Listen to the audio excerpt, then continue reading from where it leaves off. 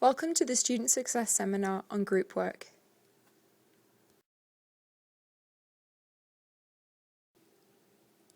Your instructor announces that there is a group work component to this course. How do you react? Is your reaction drowned out by the muffled groans of the class? Or are you actually feeling pretty excited? This reaction is shaped by your expectations and previous experiences of group work. Group work is an inevitable component of university. Some programs will expose you to a lot, and others less so, but you will experience it at some point. Today's presentation is a guide on how to get your group work off on the right foot and to minimize the negative situations that come up. We do this by ensuring there is organization and effective communication. You'll have a few stories by the end of your degree, but hopefully group work won't be one of the bad stories.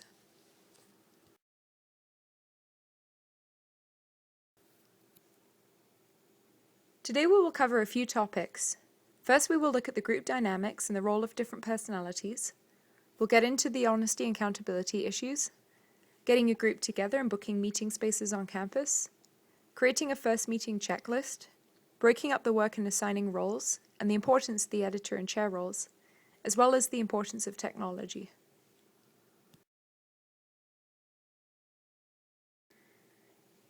Your group will have a mix of people. Some have had previous experiences with group work, and some have never worked in a group before. For those that have experience, those past experiences are going to shape how they approach your project. Many times they will assume the role that they've taken before or the one that they are more comfortable with, which is okay.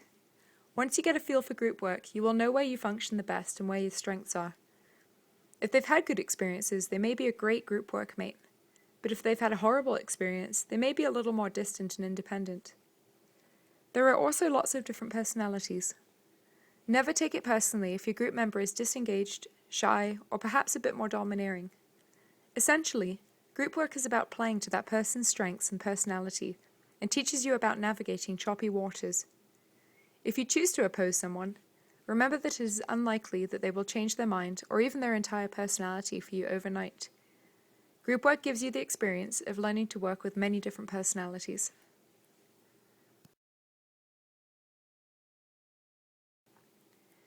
In group work, a peer pressure dynamic may emerge. In a group, you have to be accountable to other people, but some don't want to reveal weaknesses or feel pressured to keep up to a group standard. There are even competitive members. Regardless, everybody wants to look good and nobody wants to lose face. As a result, there will be different levels of honesty in the group if it is left unchecked and communication isn't strong. Some students may be straight up with the progress, which can actually result in some good laughs as you all realize you're going through the same thing. Others may say they are doing fine, but really they're struggling, and you don't find out until the night before the project's due. One of the most important things to establish right away is an open forum.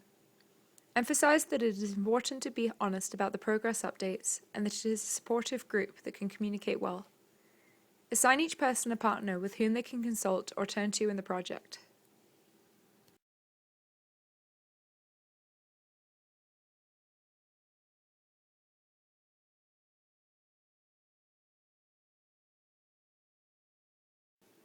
When you're setting up your first meeting, it is important to meet in person to establish a rapport with your group members.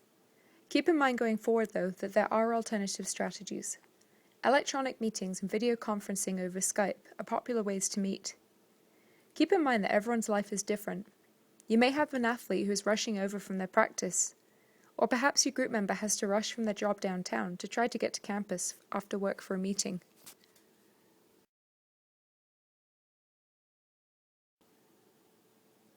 The first challenge that you will experience is getting everyone together for a meeting. This can be like herding cats. There are several websites that can help you with this, and one of our favorites is Doodle. With Doodle, you can create several options for meeting days and times. You can create as few or as many as you like. All you have to do is email a link to your group members, and then they can view the times that you have suggested and select which ones they are available for. This is tremendously helpful in setting up that first meeting. You can also use Doodle when you have to make decisions. If you have a decision to make and you have several different options, your group members can vote on them by just clicking on a quick link. You don't need to sign up for an account. All you need is an email address that you can send the link to.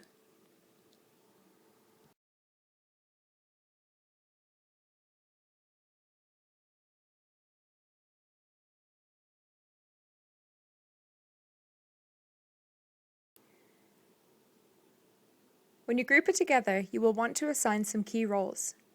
Assign someone or yourself to be the chair. This should be someone who has a flair for organisation and logistics and who is a natural leader. They can also be the note taker, or someone else can take on this role. The roles of the chair are to plan the agenda, keep the meeting on track, check in on progress, distribute communications, ensure equal contribution, and lead debate and come to a conclusion and decision. Try to take a chair role at least once in your undergraduate career. As you can see, these are all skills that will go far in the work world.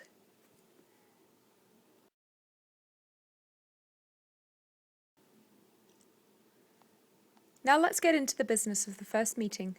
Here are some items that you'll want to check off in this meeting. You will want to set a time limit for the meeting, set the meeting dates, assign roles, review assignment and project objectives and goals, understand people's skills and interests. This is useful for when you actually begin to assign roles, tackle limitations or potential obstacles, and don't forget to assign each person a partner. The partner is someone that they could consult if they are having trouble or they want feedback on their portion of the work. This avoids one person doing all of the editing or being the main go-to person.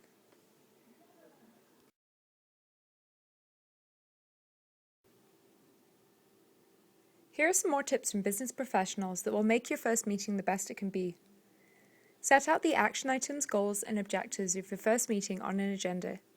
Bring a copy of the assignment and the agenda for each team member, and while you review the assignment and assign roles and responsibilities, get each member to write on their copy of the assignment who is working on what. Type up the commentary from the meeting and distribute it via email so that each member remembers what was discussed. This is very important if you are setting deadlines or project guidelines, especially if the project is large and has multiple components.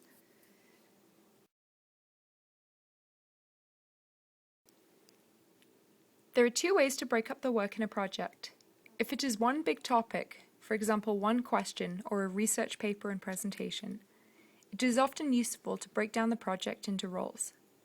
The editor role and presenter role are fairly big ones, so we have designated these as areas on their own.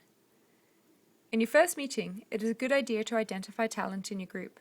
Find out what your group members' strengths are, and if you have someone who's confident and extroverted and likes public speaking, awesome, get them in the presenter role. If you have someone with a writing background, excellent, get them into the editor role. Take advantage of people's strengths and talents and their interests. Researching and writing is a big portion of the work, but don't separate these two roles.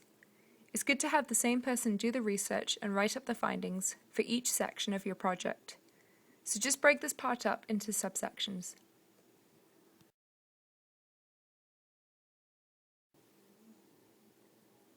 In the previous slide, we talked about breaking up a project if it is one big topic, like a paper. But when you have an assignment with multiple questions on multiple topics, you can assign the work according to the topic or question. Each person takes on all of the roles for their specific question: researcher, writer, and presenter. You do still have the option of choosing one presenter though if you like. It is still good to have one final editor though, and we'll speak a bit more to the importance of that.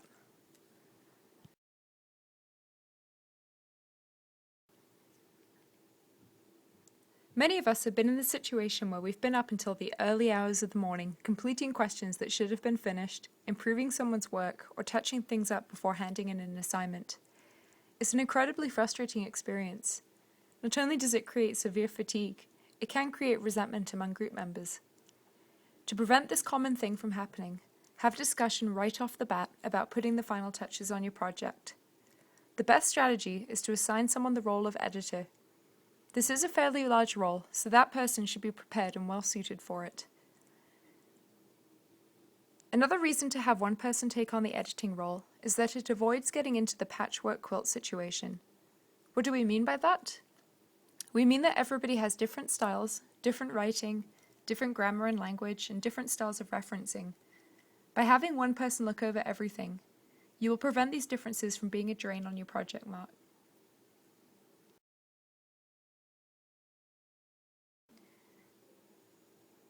An important thing to note, not only for the editor, but for everybody on the project, is that you should always assume that putting the final finishing touches on a project will take longer than expected. For the sake of your editor and for the sake of everyone's sanity, aim to be done at least a few days before the due date.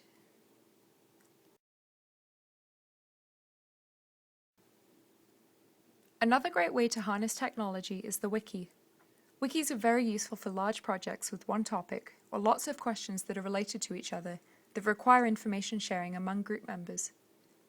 Basically, you can build your own multimedia blog that's accessible by your group members. All you need is their emails to share the blog. You can upload and download files, start a discussion, add images, links, files, PDFs, and you can even email the group from the wiki. There are lots of wiki sites out there. For example, Wikispaces is one of them. When choosing a wiki, be careful that you pick one that allows private membership and viewing. You don't want all of your material to go public.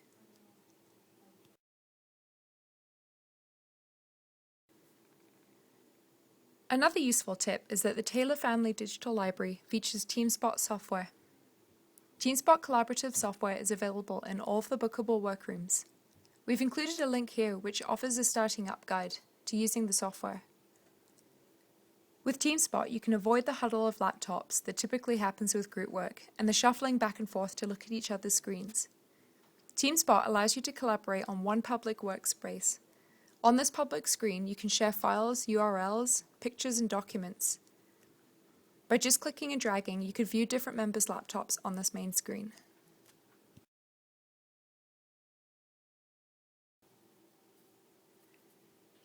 In summary, we looked at the group dynamics, setting up a successful first meeting and booking meeting space on campus, creating checklists and efficient agendas, assigning roles and the workload, the importance of the editor and chair roles, and how technology can help you in your group work.